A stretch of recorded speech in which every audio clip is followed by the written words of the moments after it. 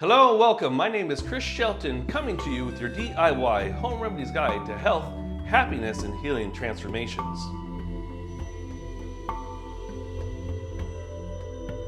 Today what I thought I'd talk about is something that plagues a lot of people, especially during the winter months, and some people all year round, and that's chronic sinusitis and chronic sinus infections. We're going to talk a little bit about what the root cause is, and then simple remedies that you can do with Qigong and gentle diet changes in order to help to improve and change that condition.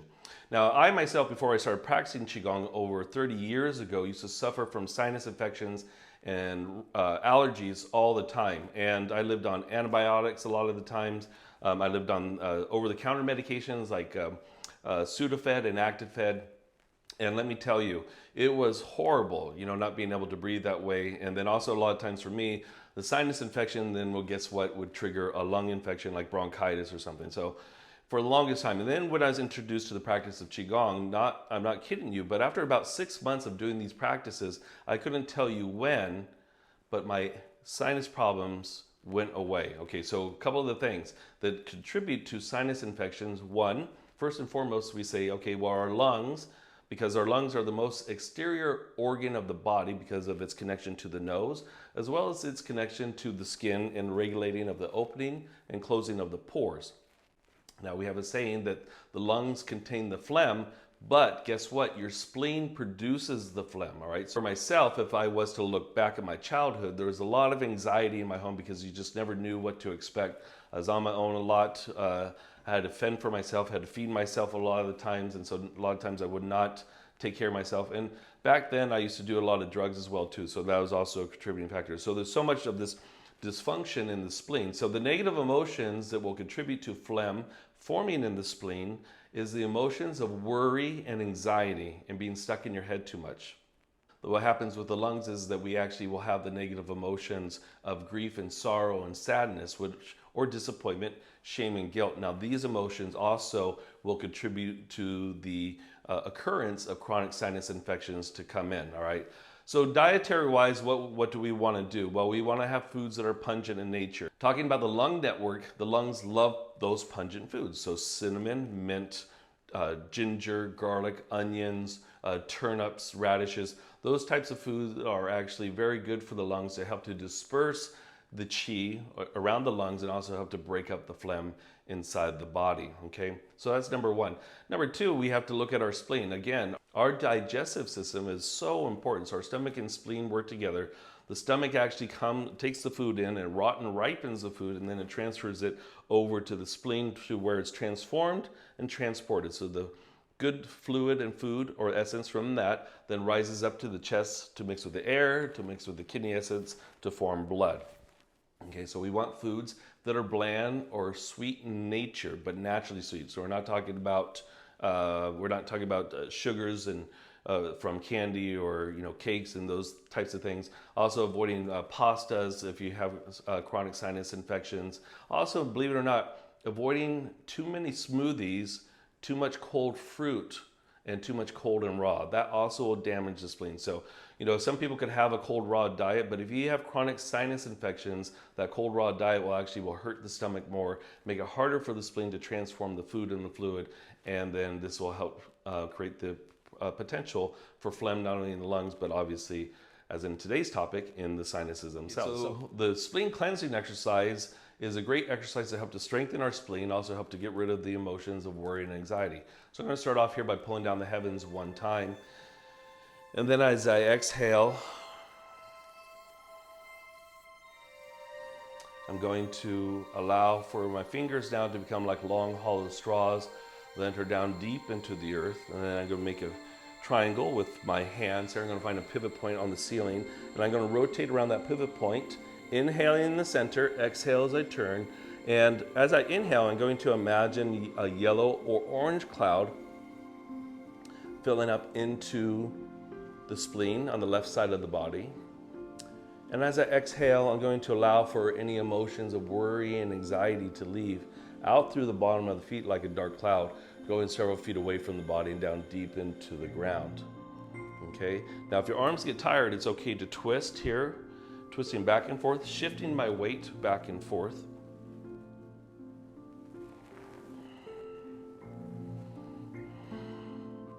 So again, I'm twisting, and it's kind of like I'm wringing out the organ here, okay?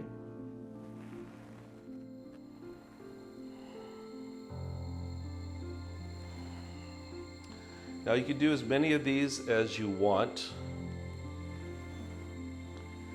Someone asked the question before, I normally say 36 times, and somebody asked the question, well, why 36? Well, because energetically in Chinese philosophy, multiples of 12, like the 12 earthly branches, which relates to the 12 regular acupuncture meridians of the body. So you do 3 sets, that would be 36. Now obviously you could do more than that if you want to. All right, and then I'm going to finish up. Pulling down the heavens 1 time, inhale, and then exhale. All right, the next exercise that we do to benefit our spleen is the healing sound for the spleen, which is the sound of who. Now, if you want to, you can place the hands on the left side of the body, but you don't have to. Either from a standing or a seated position, you can close your eyes, and as you inhale, you're going to imagine a yellow cloud, orange cloud filling up into the left side of the body. And in particular, we're going to focus on what makes us anxious or worried. Feel that, who's involved, what's involved. And then as I exhale,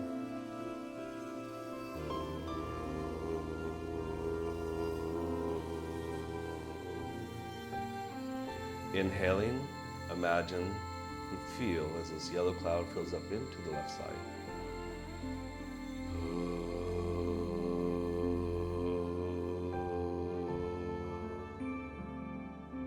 And again, inhale.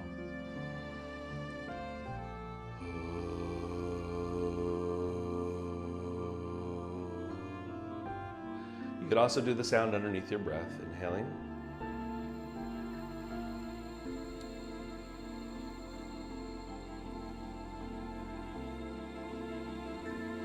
And as we exhale, we can imagine the anxiety leaving, bringing forth a positive virtue of peace of mind and serenity, centeredness. And then we'll just finish off by pulling down the heavens 1 time.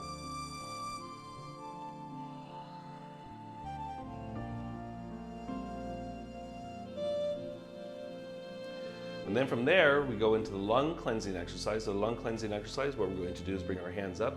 Inhaling, imagine a white or a silver cloud filling up into the lungs. As we exhale and bring the hands close together, we're going to imagine any grief, sadness, sorrow, or disappointment. Shame and guilt also fall into the lung category, leaving out the hands, in particular the thumbs, going several feet away from the body and down deep into the ground. Inhaling. Exhale. Now if you want, you gently close your eyes and feel this white cloud fill up into the lungs. As I exhale, I'm going to allow for that to leave, that grief and that disappointment to leave. Allowing for the positive virtue of courage to come in. Inhale. And exhale. Feel the courage come in.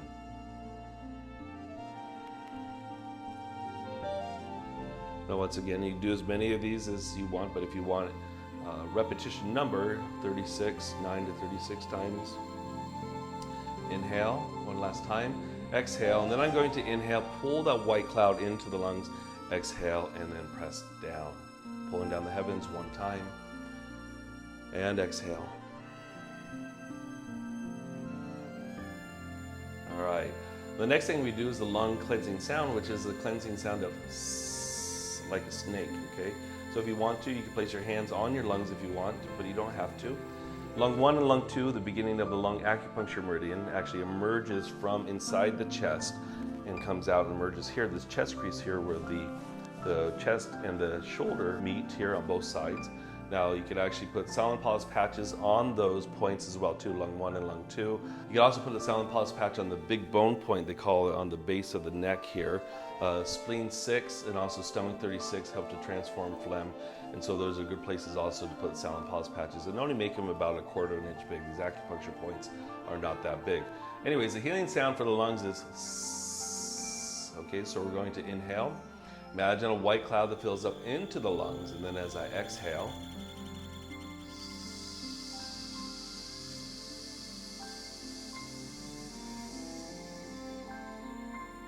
Allow for that to leave like a dark cloud going several feet away from the body and down deep into the ground.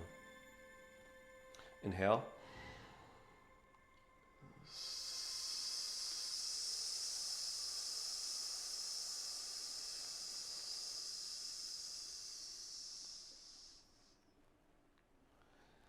Allowing for the courage to come in. We do the sound underneath our breath. Inhale.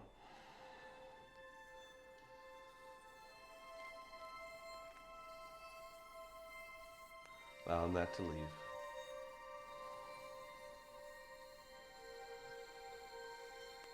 Allow for the courage to come in as the grief and the sorrow and the sadness, disappointment leaves.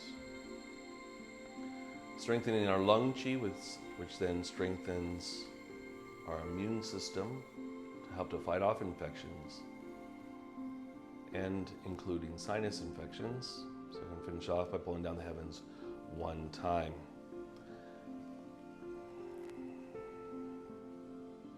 All right, another simple practice that we could go ahead and do and to help to open up our sinuses is to project our chi into large intestine 20. This is the end of the large intestine acupuncture meridian. I don't know if you're aware of this or not, but the large intestine and lungs work together. So by strengthening the lungs, we then strengthen the large intestine, but also by working on the large intestine meridian, we could also help to clear up things like chronic sinusitis and sinus infection. So all I'm going to do, and sometimes what I like to do is I like to put a little liniment oil on my fingers with rose hip, and I like to massage. Now, if you have chronic sinus infections, you may notice that this is a very tender, delicate area. That's normal.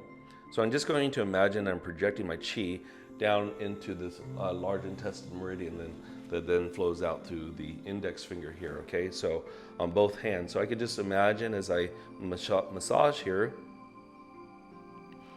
And like I said, that liniment oil with rose hip is really good to help to open up the sinus cavity. Just make sure you don't rub your eyes so you don't burn your eyes. Okay, so I just would imagine that flowing down through the large intestine meridian, out through the channels, out through the large intestine channel and down deep into the ground. Now another acupuncture point you can massage is stomach 1. So once again, the stomach and spleen both work together. So stomach 1 is right below the eye socket here. Midsection of the eye, you could gently massage as well. And you can imagine that this clearing from the stomach meridian then flows down and out through the toes and down deep into the ground. Okay, so you can imagine the color yellow filling up into the sinuses here, helping to clear out the sinuses. All right. And we do this, a couple minutes, 5 minutes, whatever feels comfortable for you. All right, and then just go ahead and brush it off. All right, a couple more practices before we sign off here is we could also obviously do a neti pot. Neti pots are great, but another practice that I like to do is I like to take a bowl of hot water, boiling hot water, make sure not to burn yourself. And I like to put about 4 drops of peppermint oil in there.